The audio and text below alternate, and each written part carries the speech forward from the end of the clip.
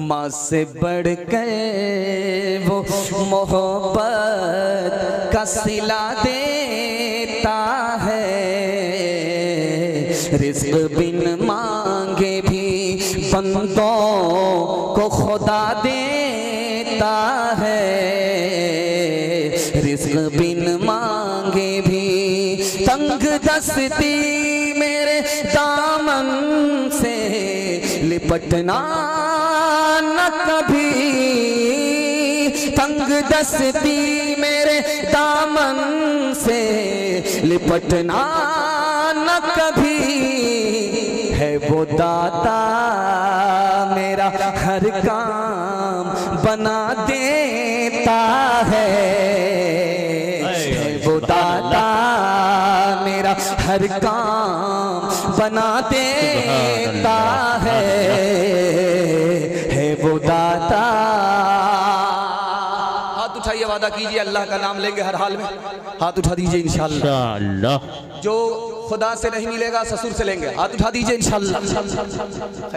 जोर का झटका थोड़ा धीरे धीरे लग रहा है, लेकिन जगह पकड़ लेंगे, वरना हम रांची पहुंचा देंगे, आगरा पहुंचा देंगे। ध्यान से सुनिएगा, तेजी के साथ निकल जाएगा। ये छोटे छोटे बच्चे जाग रहे हैं। मैं इतना घबरा गया था जब आ रहा था तो देखा कि बच्चे आ रहे हैं, औरतें जा रही हैं। मैं समझ गया कि जलसा आगे पीछे हो जाएगा, लेकिन अल्लाह का शुक्र है जलसा जगह पर आ गया है। अल्लाह हमारे सुनाने को, आपके सुनने को बेहद कबूल फरमाए। जनाजा रखा हुआ है, बेटा रो रहा है।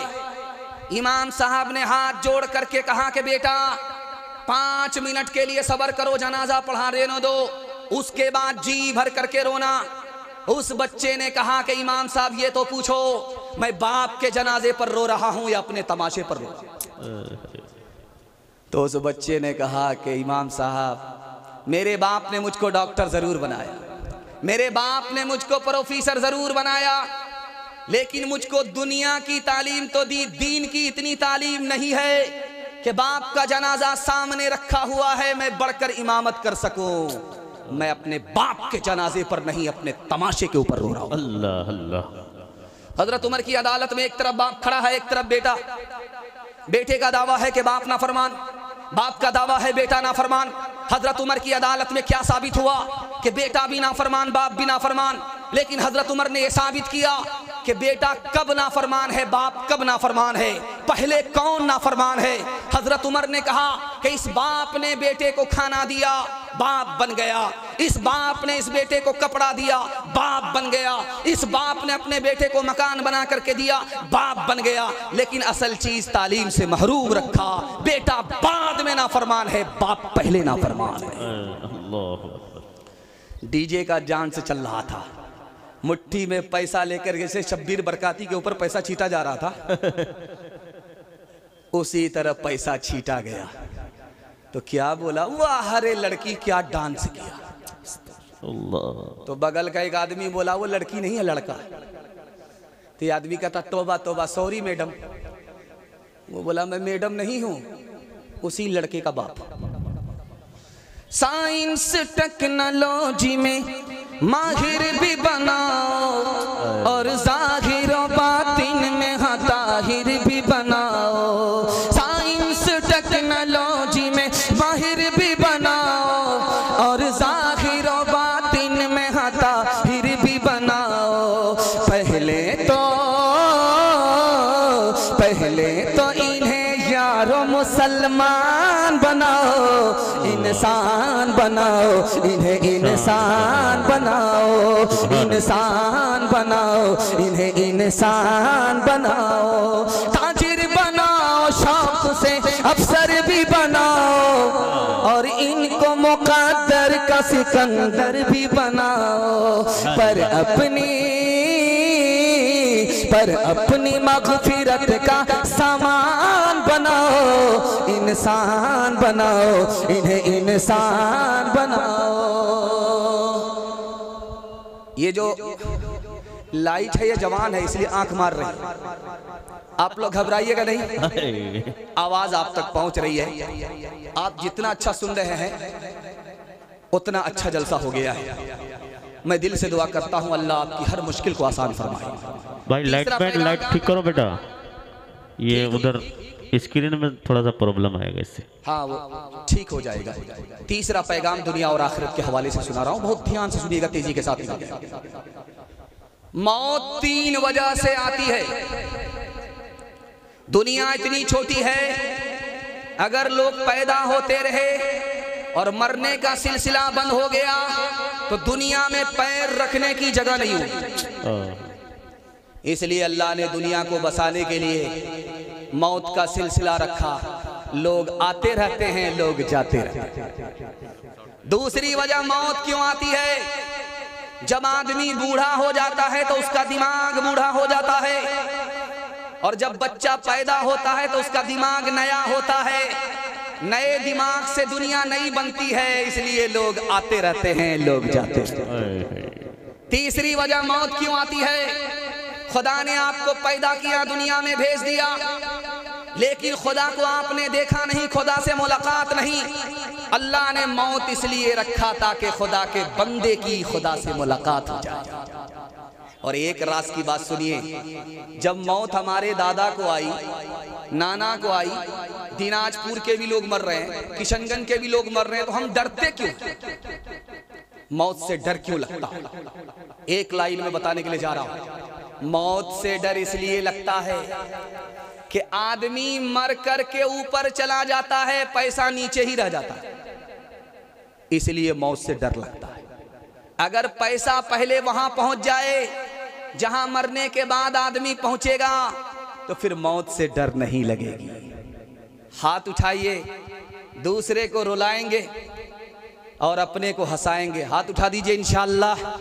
खैर माशाअल्लाह, माशाअल्लाह। इससे पहले के जलसे से लोग ज्यादा बेदार हो चुके हैं। अल्लाह का शुक्र है कि पिंडाल में दामाद कम है, ससुर ज्यादा है। ध्यान से सुनिएगा, तेजी के साथ निकल जाएगा। इस बस्ती में जलसा सुनने के लिए, दरगाह बस्ती में लोग आना चाह रहे थे कि मुझे जलसा सुनना है, जलसा है किधर? तो बगल के आदमी से पूछा, विपरीत में पूछा कि जहां जलसा हो रहा है वो बस्ती किधर है? कहा दायां बायां नहीं लेना, सीधा पहुंच जाओ, जलसई में पहुंच जाओगे। उसने दायां बायां जैसे ही छोड़ा, सीधा कब्रिस्तान पहुंच।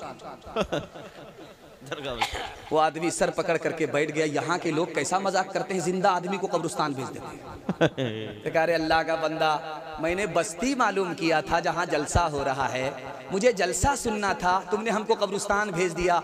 कह रहे अकल का नाखून लो, तुम जिसको बस्ती समझते हो वो बस्ती नहीं है, असल बस्ती तो यही कब्रिस्तान है। हर बस्ती के आदमी को हमने यहाँ आते हुए देखा है, लेकिन यहाँ के आदमी को यहाँ से कहीं जाते हुए नहीं देखा है।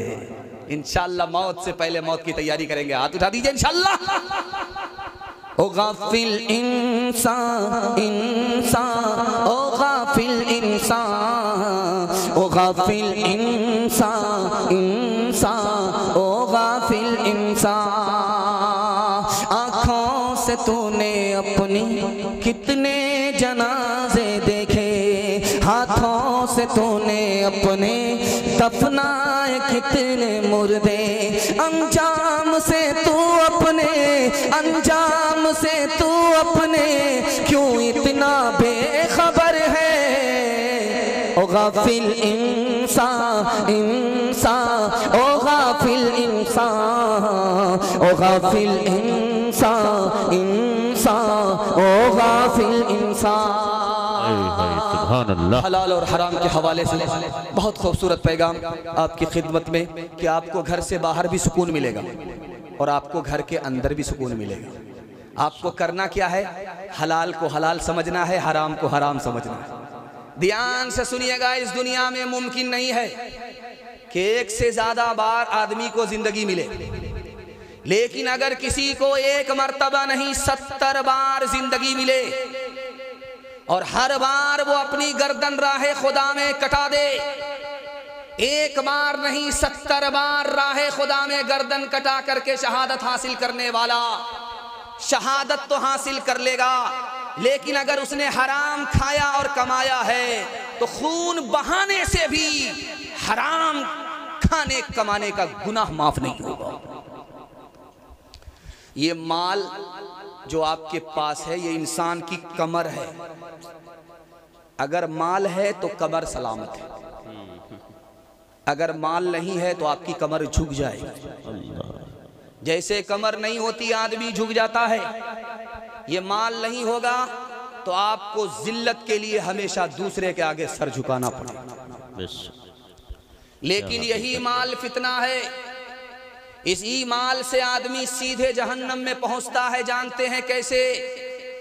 अगर आपने गलत कमाया, गलत खाया और कमाया तो ये माल आपके दुनिया से सुकून को भी छीन लेगा, जन्नत से निकाल करके दोज़ख में डालेगा।